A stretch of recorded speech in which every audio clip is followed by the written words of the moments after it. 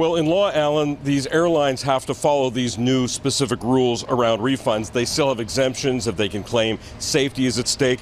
And these rules do nothing. They do absolutely nothing to deal with a lot of people still waiting to get refunds as a result of pandemic cancellations.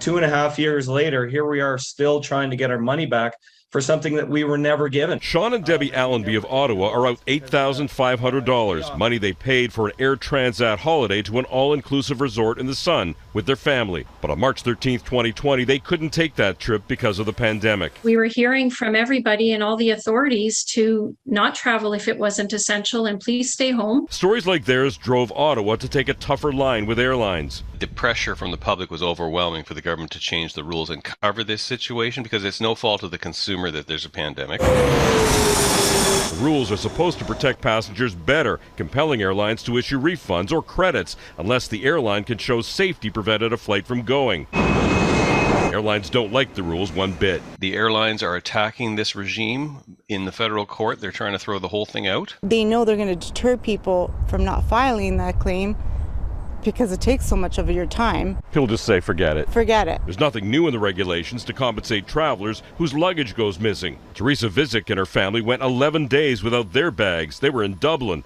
Air Canada just offered a credit, not cash, for the baggage fees they paid. I don't want a credit because I don't know when I'm going to use it. And again, you might not even end up using it because they make it difficult to use it.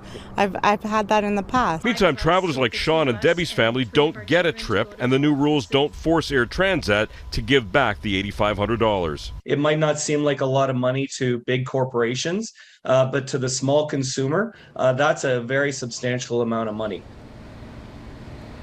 It is a lot of money. Now, the Allenbys might have to sue Transat in small claims court if the company doesn't come through. We asked the company, Transat, to look at this case again. We first asked back in mid-April. As for getting money back from any airline, rules or not, they often deny, they often drag it out. You might have to go to the Canadian Transportation Agency, which has authority to push the airlines to do something because, as I said, rules or not, airlines frequently don't make things very easy for travelers. Alan?